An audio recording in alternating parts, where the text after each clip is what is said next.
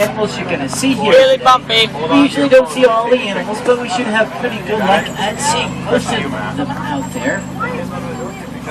Now also above me, you'll see a sign too. You'll see that symbol with a red circle around it and a line going through it. That's a symbol for no dancing, so no dancing on the truck either.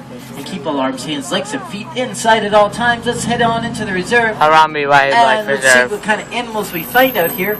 We will be out here for the next 2 weeks. Oh. What I never told you it was a 2-week safari? Surprise!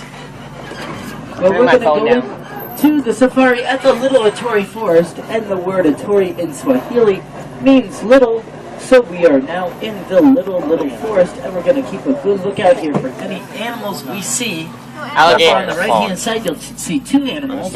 You'll see a smaller one. That's a yellowback diker.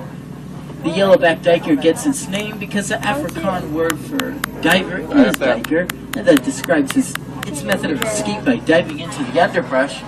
The other animal on the right is an okapi. The okapi kind of reminds you of a zebra because they have black and white striped legs, but they're actually not related to zebras at all. Okapis are actually related to giraffes. Now, okapis are so hard to find out here in the forest that Western civilization did not discover them until 1901. We should wait to the car behind us. Birds on the left are yellow-billed storks. Yellow-billed storks are carnivorous birds. They like to eat fish, they like to eat snakes, and they like to eat frogs. Now we're going to come down to this watering hole here on the left-hand side. The watering hole is a great thing to find in the forest because if you look, you might be able to spot the black rhino there. Kinda looks like a rock. But rocks normally don't have ears. And there's another black rhino right on the other side of the stuff too. Now the black rhinos, they weigh about 3,000 pounds. The black rhino's skin is 1 inch thick. As big as the black rhinos are, they can run about 35 miles an hour. Black rhinos are virtually indestructible except at the hands of humans. There used to be hundreds of thousands of black rhinos out there, but unfortunately, due to those poachers, there's only about 5,000 of them left. Now we'll see if we can find any more animals out here in the forest. I see a couple coming up ahead. Head up that way and go take a look at them. Careful with your phone, please. I'm being careful. As we round this small corner, take a look on the left. You're going to see at least one bongo. There might be a couple more down there. Yep. The bongos are known as the ghost of the forest because those beautiful colors help the bongos to blend into the background. What we're going to do is head out of the lower part of the forest. I don't see the and head bongos. into the upper part. We're sure to find more animals up this way. I don't know how they can spawn them so well. This upper part of the forest is what we call the Safi River area. What we're going to do is go around the corner. We'll go through the most shallow part of the Safi River, and then we should start to see some river animals down this way. Hey, another path. While we're out here for 2 weeks, we're going to need to find a camping spot. So I think I know where a good spot is. What do they mean, 2 weeks? There's a hippo out of the water on the right-hand side. Hippo! Hippos will come out of the water at night, and they'll each eat about 100 pounds of grass every single night.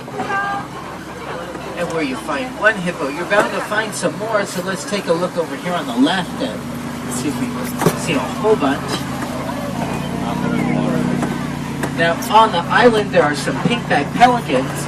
Pinkback pelicans work together to hoard schools of fish into shallow bodies of water. That way they can eat those fish. And the hippos weigh about 85 pounds at birth.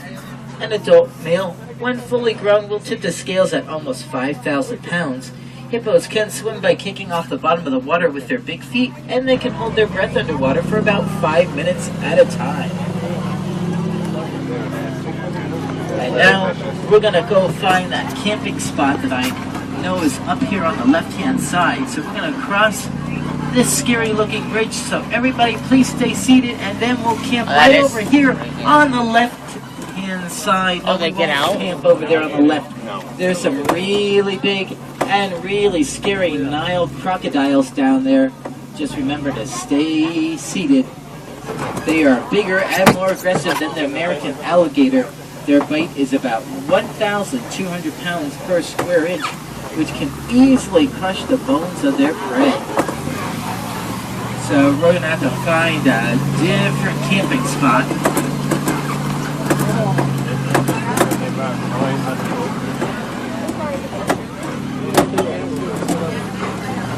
Now we're going to exit out of the Try to forest. stop that noise. It's And we're going annoying. to enter into a completely different ecosystem, which means we're going to find some different animals up ahead. And speaking of different, coming up on the right, this is a baobab tree, also known as the upside down tree. Now the baobab tree can last long periods of drought by storing water in its trunk and going It does leafless look up to upside down. 9 months out of the year.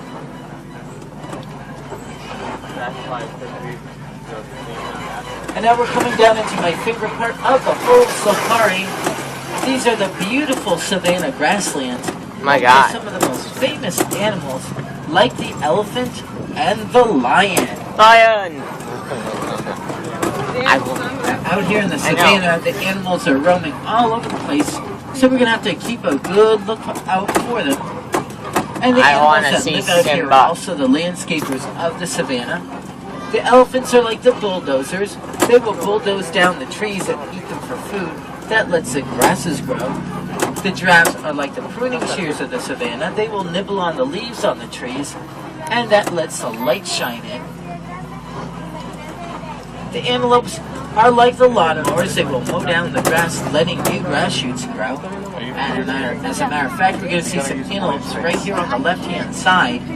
These are the Patterson elands right here. The Patterson elands are the largest antelopes in Africa. And then finally, we have little nibblers like the warthogs. They trim up all the edges. So in a well-balanced natural ecosystem, there is enough food for all the animals out here. Don't drop your phone.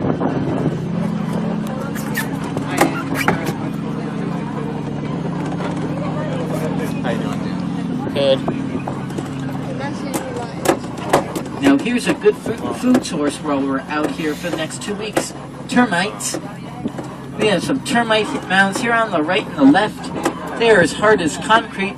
Elephants love to use them as scratching posts, and then when they're done with them, little animals will hop up on top of them and use them for lookouts. That way they can see what's going on out here. Make sure there are no predators in the savannah that they need to worry about. And also coming up on the left, you're going to see a smaller buck over here. That's a water buck. A water buck can escape predators by running into the water. The water buck has an oily coat to its fur, so when it comes out of the water, it's completely dry. And also right here on the move are two Ankole cattle, also known as Watusi cattle, named after the Watusi tribe that domesticated them centuries ago. Now those big horns on the Ankole cattle are pretty hollow on the inside. They have a honeycomb-shaped pattern with blood vessels running through those horns that helps regulate the animal's body temperature, keeping the Ankole cattle cool out in the sun.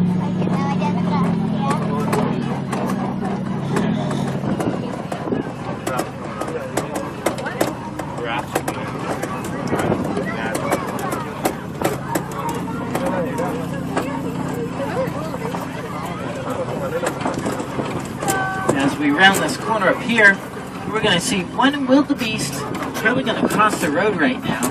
And you'll see where he's headed. He's heading over to these short trees here on the left because there are some more wildebeest under there. Now those are white-bearded wildebeest. They're also known as the wild cattle. And take a look, we got a giraffe walking right towards us. We're going to pause here and give him a moment. He's probably going to cross either to the right or the left. Looks like going to be straight on ahead of us right now. Okay, on the left. Good idea. Now that's a reticulated giraffe right there. We're being followed by the It's a cows. Latin word reticulatum, which means Dad, that, we're being followed by which cows. describes a beautiful They're not net-like cows. pattern on the giraffe's they are. body. I'm going to watch out for this one because this one's in the road now too. This one's probably going to stay to the right for right now. And this giraffe is a Maasai giraffe. A Maasai giraffe has more of a rough and jagged edge to its pattern of spots. Just like you and I have Hello. fingerprints, the giraffes have their own unique pattern to their spots. And that one thinks he's going to miss out on something. Giraffes grow to be about 20 feet tall, and a baby giraffe is so tall when it's born, they can look an adult human right in the eyes. So they're about 5 to 6 feet tall already at birth.